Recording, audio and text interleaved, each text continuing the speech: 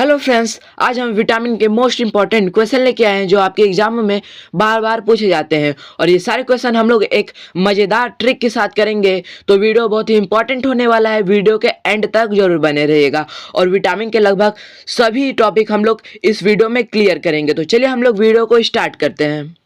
तो दोस्तों, हम लोग का पहला टॉपिक है विटामिन ए, जिसका रासायनिक नाम है रेटिनॉल। इसे याद रखिएगा। और इसका स्रोत है गाजर, दूध, मक्खन, हरी सब्जियां। और इसकी कमी से रतौंधी होता है, जिसे नाइट ब्लाइंडनेस भी कहा जाता है। और इसके कमी से त्वचा भी सूख जाती है और ये आंखों और त्वचा के लिए बहुत ही इम्पॉर्टेंट है। और इसका क्वेश्चन है, विटामिन ए की कमी से कौन सा रोग होता है? तो विटामिन ए की कमी से रतौंधी का रोग होता है, जो मैंने आपको ऊपर समझाया था। इसी के साथ इसको ऑप्शन सी करेक्ट हो जाता है। हम लोग का दूसरा टॉपिक है विटामिन बी1, जिसे थायमीन भी कहा जाता है। इसका स्रोत है साबुत अनाज, दालें और मूंगफली। इसकी कमी से बेरी बेरी रोग होता है और ये बहुत ही इंपॉर्टेंट है, ये बहुत बार पूछा जाता है। और इसका कार्य है स्नायु तंत्र और ऊर्जा उत्पादन। और इसका क्वेश्चन है, विटामिन बी1 की कमी से कौन सा रोग होता है?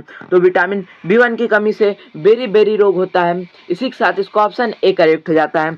हम लोग का तीसरा टॉपिक है विटामिन बी2, जिसका रासायनिक नाम है राइबोफ्लेविन, जिसका स्रोत है दूध, दही, अंडा, हरी सब्जियां। इसकी कमी से मुंह के किनारों पर दरारें आ जाती हैं। और इसका कार्य है त्वचा और आंखों को स्वस्थ बनाए रखना। और इसका प्रश्न है, विटामिन बी2 की कमी से क्या होता है? तो विटामिन बी2 की कमी से मुंह के किनारों में दरार आ जाती है। इसी के साथ इसका ऑप्शन बी करेक्ट हो जाता है।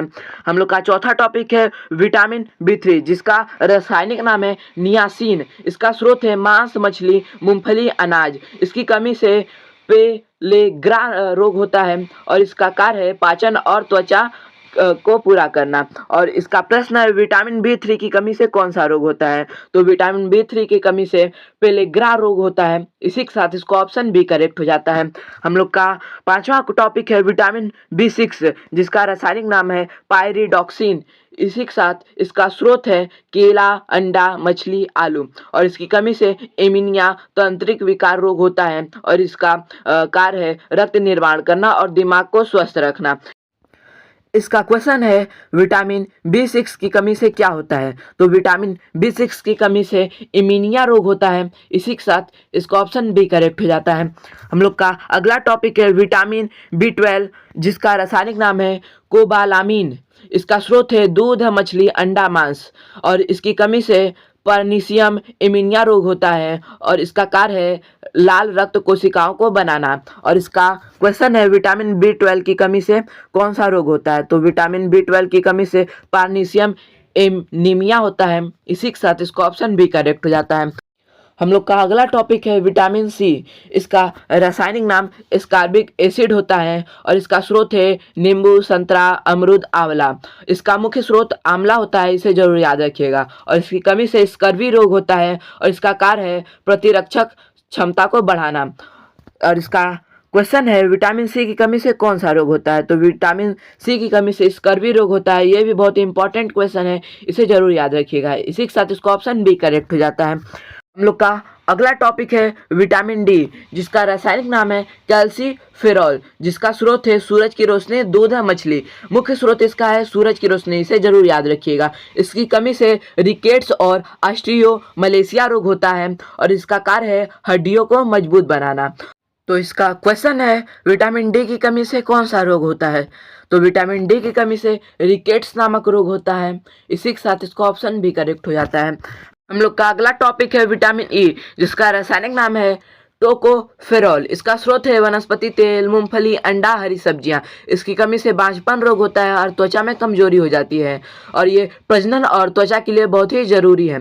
और इसका प्रश्न है, विटामिन ई को क्या कहा जाता है? तो विटामिन ई को प्रजनन विटामिन कहा जाता है। इसी के साथ इसका ऑप्शन भी करेक्ट हो जाता है। हम अगला टॉपिक है विटामिन के, जिसका स्रोत है हरी पत्तियां, सब्जियां और सोयाबीन तेल। इसके कमी से रक्त का थक्का नहीं लगता है और ये ब्लड क्लोटिंग के काम आता है। और इसका प्रश्न है, विटामिन के का मुख्य भूमिका क्या है? तो विटामिन के का मुख्य भूमिका है रक्त को जमाने के लिए काम आता है। इसी के साथ इसका ऑप्शन सी करेक्ट हो जाता है।